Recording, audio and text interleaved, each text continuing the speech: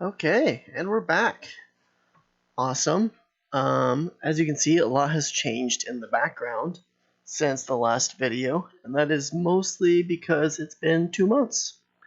Um, uh, if you just finished watching that video, you know that basically I live streamed for like 2 hours, and the last half didn't really record that well or at all, and so I said I was going to re-record it or do something to replace it. That's this video. Then that weekend, my family and I left for a spring break vacation, and during that spring break vacation, the whole world just kind of ended. Daycare's closed and all that, so my wife and I had to stay home with the kids while working, and we just decided we didn't have time for many side projects. The first of which being my Twitch and YouTube game, or whatever you want to call this. So I kind of put that on hold and have been focusing on family stuff, getting through, being with family through Zoom calls and all that, and just decided to wait until things calm down a little bit to pick this up again. Now, it's been 2 months. Things are opening up. Where I'm at, things are very low cases. Things are going pretty well around here. So I decided it's time to kind of pick up recording again. I wanted to do this. This isn't live. I decided to record this. This is going to be just me going over the code, most of which I haven't seen in 2 months, and about half of which probably you haven't seen at all because it didn't get recorded. So we had a little show and tell for the two of us, and after that, tonight I'll probably start streaming again, and it'll be before you guys even see this, but I'll record the next episode then, and we'll continue making progress. So this is episode 3 as we make this app for controlling Streamlabs from your phone. I hope you guys are able to read this. I know the text is bigger than it was. Like, this is bigger than default. I might make it just a smidge bigger. Alright. Come on now. Using an older version of Android Studio. I haven't updated this in like 2 months either. This isn't my main work laptop, which is running like 4.0. This is... What version are we on, actually? I'm kind of curious about Android Studio.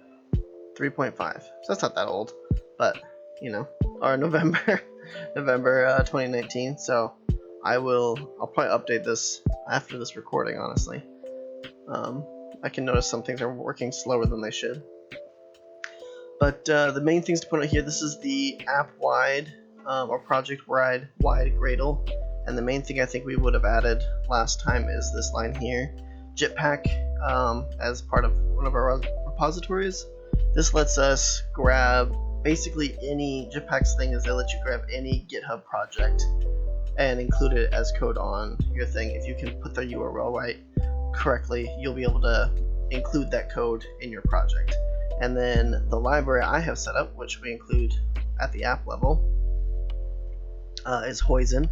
This is written by me, and it's to kind of streamline communication with a JSON RPC server, which didn't really exist. Like, there weren't any good Android solutions for that, and I didn't want to waste stream time building that, so I built it on my own and just kind of lumped into this library.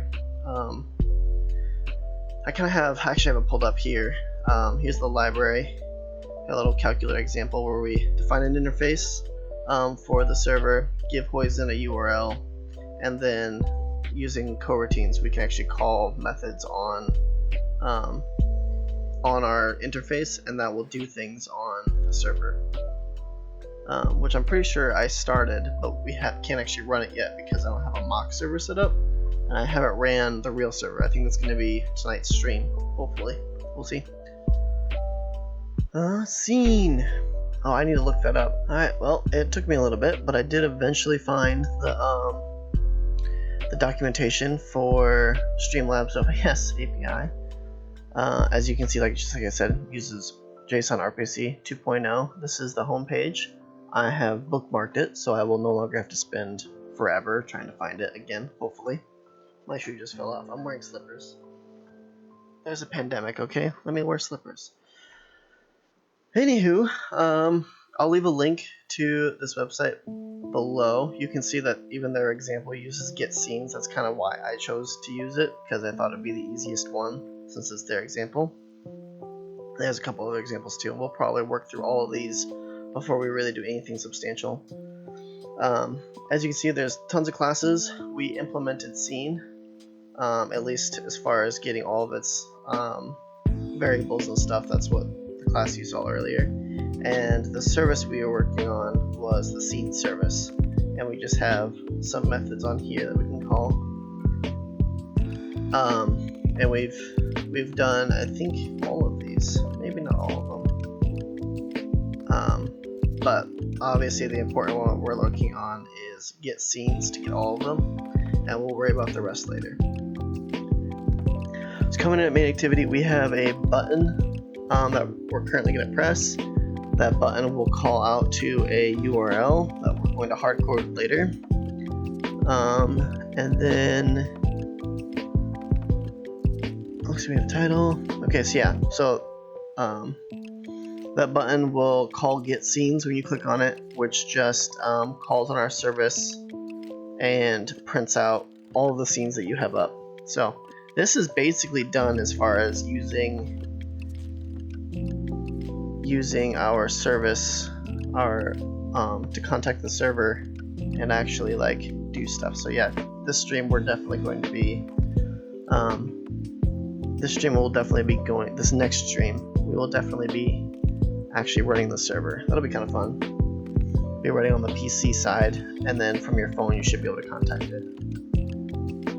Here's a service. I think we just grabbed a handful of methods that we found on the website and created them. Each one returns a call, which is per the spec of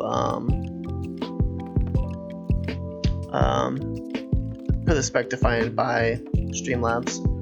And the main one we're looking at right now is get scenes. We're gonna get this one to work, and then we'll work about making scenes, removing scenes, and all that. So I'm excited for when we can actually like switch scenes. This will be fun. I think that's pretty good. So each one of these returns a call from the library, and that call will then return a scene, which we just have the type.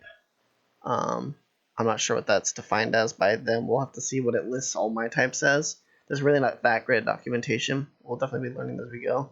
Then we have the scene ID, as well as the name, which I have them all named pretty well, so we'll be able to know what's happening. And then I'm not sure what active IDs means. We'll have to explore that as well. This will be fun. Okay. Yeah, we don't have that much code yet. Must have been a slow stream. Actually, I think I remember we spent almost all the time getting Jetpack to work. That's why there's almost nothing done. Yeah, that's the entire project, so I guess we can get started on the next section tonight. I'll see you there. Well, I appreciate you guys watching another video. This one was definitely weirder than the first two, and I'm sure the rest will be even weirder than that. If you didn't get the gist? If you didn't get the gist during the video, I do stream on Twitch. On Monday nights, I stream programming this app, and then Tuesday through Thursday nights, I actually just do gameplay and chatting and whatever that. So if you have any questions about app development in general, getting into the software development industry, feel free to hit me up on Twitch or even Twitter as well. I have links for that below. So thanks for watching.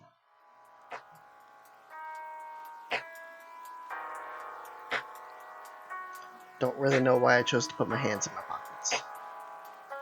I regret the hands in the pockets.